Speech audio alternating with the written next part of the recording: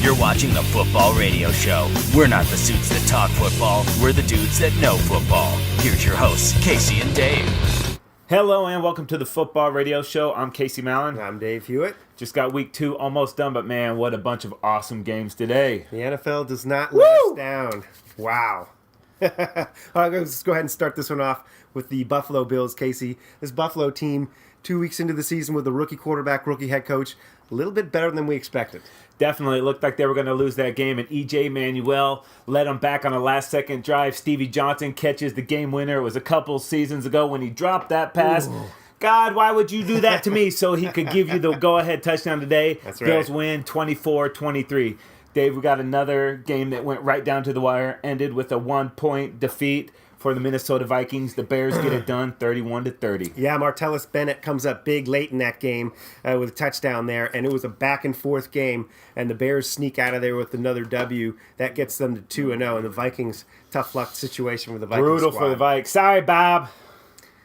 Okay, let's move this thing along. Up next, it's Kansas City Chiefs and the Dallas Cowboys. Casey, ouch. Tough loss for the Cowboys. Yeah, this was just a gross game all the way around. And then late in the game with about 2.5 minutes left, a terrible pass interference call on Mo Claiborne. The Chiefs would have had to punt instead. They got to extend the drive. They ran clock almost completely down, and the Cowboys lose by 1 point. Another 1-point game. Cowboys should have had it. Arr! Yikes. All right, Dave, this is a game that I know you're going to be happy about. The Eagles and the Chargers. This was another awesome game. It went back and forth. Chargers win this thing 33-30. Sorry, Nick. How'd you like that? Phillip Rivers was awesome. Yeah, he sure was. It was one of his best games. And on third down, he was money. He kept converting third down after third down. The receivers were really making great plays for him. The Eagles had an awesome game, too. There were some big chunks of yards. McCoy, Deshaun Jackson, Vic had a fantastic game, but Rivers just got it. The Chargers got the ball back last, and were able to score last. Awesome game. Okay, Casey, a couple of big-time running backs get hurt this week. Yeah, you're talking Ray Rice. He left the game with a hip flexor. They said no MRI, so he should be okay. Steven Jackson, he left with an injury too. No word on him yet.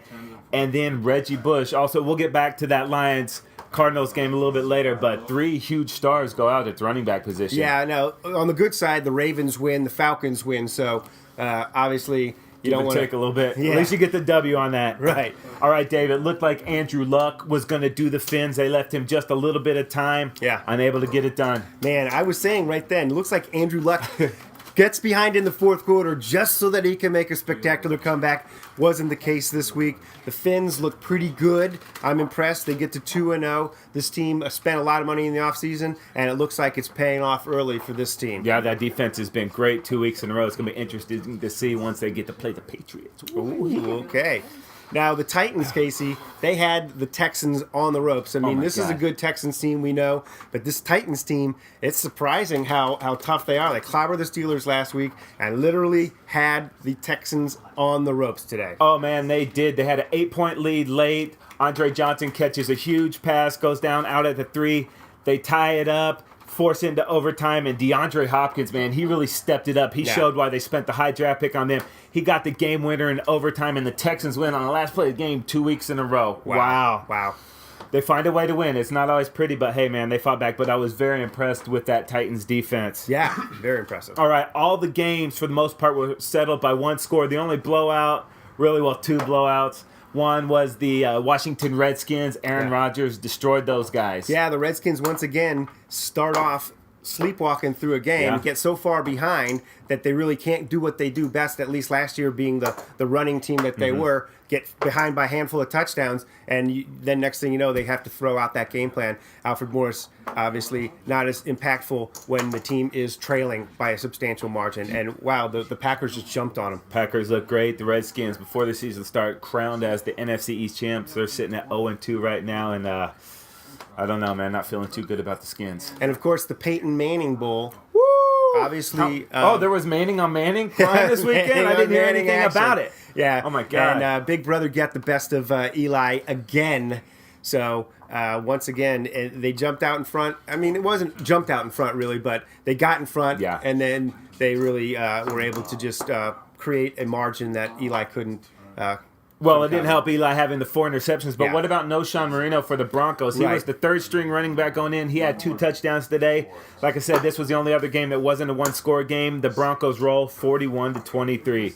And Dave, last week we talked about the Honey Badger knocking the ball out from Jared Cook when he was in the score. He had a huge tackle in this game, Yeah. too, on 4th down to seal that deal for the Cardinals. Yeah, a real tight game between the Cardinals and the Lions, and it was back and forth. And late in that game, they needed to stop. And Honey Badger, just a sure tackle, really Yes. made a great play. An exciting situation for the Cardinals having Palmer there. It's just a whole different team. You know? Big time, And dude. now we can see how good that defense really is Yeah. because they're in football games all the way through them. But Lions played well. Reggie Bush got a little banged up, but came back. Yeah. But they just fell a little bit short. And Megatron's sick, dude. That guy is awesome. All right, now, it wasn't pretty, but the Raiders find a way to win.